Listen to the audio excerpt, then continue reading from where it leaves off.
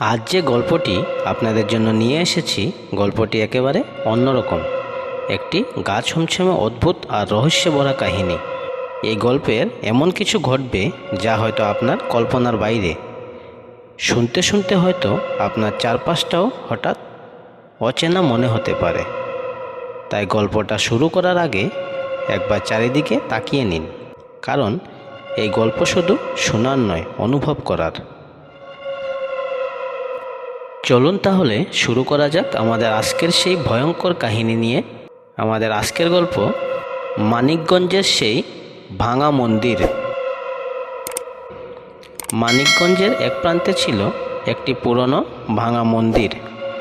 লোকজন একে দূর থেকেই চিনত, কাছে যাওয়ার সাহস কারো ছিল না। মন্দিরটা কেমন যেন অদ্ভুত ছিল।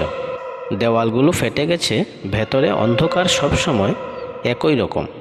সূর্যের আলো ঢুকে, কিন্তু যেন আলোটা ভেতরে গিয়ে হারিয়ে যায়।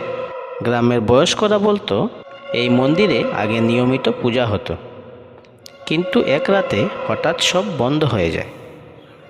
কেউ পরিষ্কার করে কিছু বলতে চাইতো না, শুধু একটা কথাই সবাই বলতো, ওই মন্দিরে রাত নামলে কেউ থাকে না, কেউ থাকলেও সে আর আগের মতো থাকে না।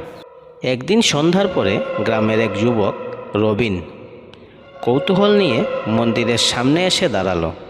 সে এসব গল্পে বিশ্বাস করত না, ভাবলো সবই গুজব। আকাশে তখন অদ্ভুত নীরবতা, ঝিঝি পোকার ডাকও যেন কমে গেছে। রবিন ধীরে ধীরে মন্দিরের ভেতরে ঢুকলো। ভেতরে ঢুকতেই একটা ঠান্ডা বাতাস তার গায়ে লাগলো, যেন কেউ। আকাশে তখন অদ্ভুত নীরবতা, ঝিঝি পোকার ডাকও যেন কমে গেছে। রবিন ধীরে ধীরে মন্দিরের ভেতরে ঢুকলো।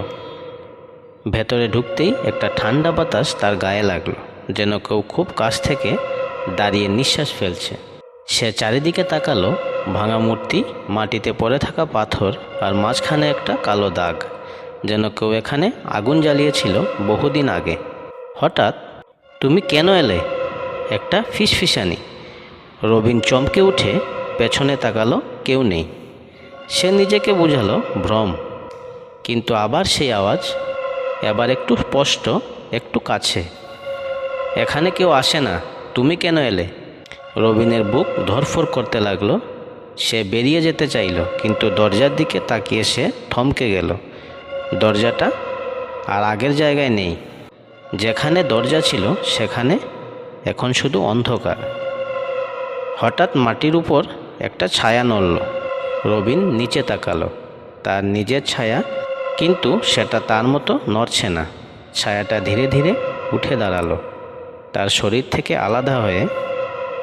রবিন ভয়ে চিৎকার করতে গেল, কিন্তু তার গলা দিয়ে কোনো শব্দ বেরোলো না। ছায়াটা তার দিকে তাকিয়ে হাসলো, একটা বিকৃত অস্বাভাবিক হাসি। এখানে যারা আসে তারা নিজের মতো থাকে না। হঠাৎ চারপাশের দেওয়ালগুলো কেঁপে উঠল। মন্দিরের ভেতর থেকে যেন বহু মানুষের ফিসফিসানি শোনা গেল। থাকো, এখানেই থাকো, আমাদের সাথে থাকো। রবিন চোখ বন্ধ করে দৌড়াতে শুরু করলো। সে জানে না কোথায় যাচ্ছে, কিন্তু হঠাৎ সে বাইরে এসে পড়ল। হাওয়া আবার স্বাভাবিক, ঝিঝি পোকার শব্দ ফিরে এসেছে।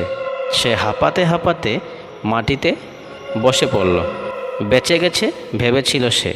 পরদিন সকালে গ্রামের লোকজন মন্দিরের সামনে একটা জিনিস দেখতে পেল। মাটির উপর দাঁড়িয়ে আছে রবিন, কিন্তু সে একদম নড়ছে না। তার চোখ দুটো ফাঁকা, মুখে কোনো অভিব্যক্তি নেই। গ্রামের এক বৃদ্ধ এগিয়ে এসে ডাকলো, রবিন। কোনো উত্তর নেই। হঠাৎ তার ছায়াটা নড়ল, কিন্তু রবিন নড়ল না। ছায়াটা ধীরে ধীরে মাথা ঘুরিয়ে গ্রামের লোকেদের দিকে তাকালো, আর খুব আস্তে ফিসফিস করে বলল, আরও একজন আসবে খুব শীঘ্রই। সেই দিন থেকে মানিকগঞ্জের ওই ভাঙা মন্দিরের সামনে কেউ আর দাঁড়ায় না, কারণ সবাই জানে মন্দিরটা ফাঁকা না, ওখানে কেউ থাকে, আর তারা অপেক্ষা করে পরের জনের জন্য। রবিনের ছায়াটা ফিসফিস করে বলার পর চারপাশে যেন হঠাৎ করে সব শব্দ বন্ধ হয়ে গেল। গ্রামের লোকজন কেউ আর এগুতে সাহস পেল না। বৃদ্ধ লোকটা ধীরে ধীরে পিছিয়ে গেল। তার কাপা গলায় শুধু একটাই কথা, ওটা আর রবিন না, ওটা কিছু অন্য কিছু। সেদিনের পর থেকে রবিনকে আর কেউ স্বাভাবিকভাবে হাঁটতে বা কথা বলতে দেখেনি। সে দিনের বেলা মন্দিরের সামনে দাঁড়িয়ে থাকতো, আর রাত হলেই সে ধীরে ধীরে মন্দিরের ভেতরে ঢুকে যেত। কেউ তাকে থামাতে পারত না। যারা একবার কাছে যাওয়ার চেষ্টা করেছিল তারা বলেছিল রবিনের শরীর ঠান্ডা, একদম মৃত মানুষের মতো, কিন্তু তার ছায়াটা সব সময় নড়ত। কয়েকদিন পর গ্রামের আরেকজন মানুষ হঠাৎ নিখোঁজ হয়ে গেল। তার নাম ছিল শম্ভু। শেষবার তাকে দেখা গিয়েছিল ওই মন্দিরের দিকেই যেতে। গ্রামের সবাই তখন বুঝে গেল যা শুরু হয়েছে সেটা এখানেই থামবে না। এক রাতে গ্রামের কয়েকজন সাহসী মানুষ একসাথে মন্দিরে যাওয়ার সিদ্ধান্ত নিল।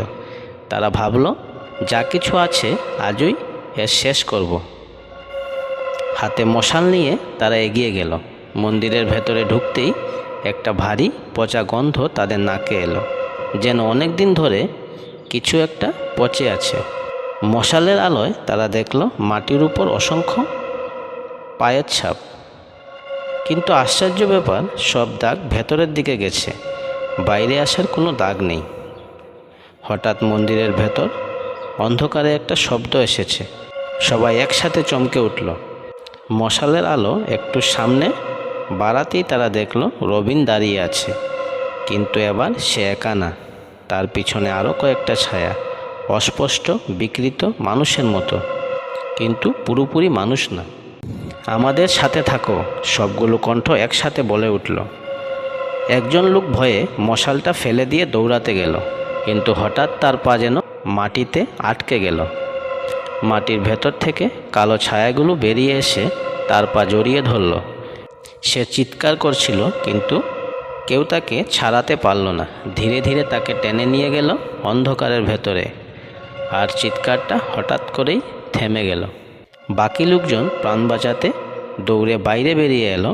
সেই রাতের পর আর কেউ ওই মন্দিরের দিকে যায় না। কিন্তু গল্পটা এখানেই শেষ না। অনেক বছর পরে একদিন সকালে গ্রামের কিছু মানুষ দেখতে পেল মন্দিরের সামনে দাঁড়িয়ে আছে নতুন একটা মানুষ, চোখ ফাঁকা, মুখ নিস্তব্ধ, আর তার পায়ের কাছে একটা ছায়া নড়ছে, কিন্তু সেটা তার নিজের ছায়া না। রাত নামলেই এখনও সেই মন্দিরের ভেতর থেকে ফিসফিসানি শোনা যায়। আরও আসবে, এক এক করে সবাই আসবে। আর যারা খুব মন দিয়ে শুনে তারা বলে ওই ফিসফিসানির মধ্যে একটা কণ্ঠ সবসময় আলাদা করে শোনা যায়, সেটা রবিনের। তাই যদি কখনো মানিকগঞ্জের সেই ভাঙা মন্দিরের পাশ দিয়ে যেতে হয় তাহলে ভুলেও থামবেন না, কারণ ওরা এখনও অপেক্ষা করছে আপনার জন্য। গল্পটি আপনাদের কেমন লাগলো কমেন্টে জানাতে ভুলবেন না। যদি ভালো লাগে তাহলে লাইক, কমেন্ট, শেয়ার এবং চ্যানেলটি সাবস্ক্রাইব করে রাখবেন, যাতে এ ধরনের গল্প প্রতিনিয়ত পেতে পারেন। সবাই ভালো থাকবেন। ধন্যবাদ।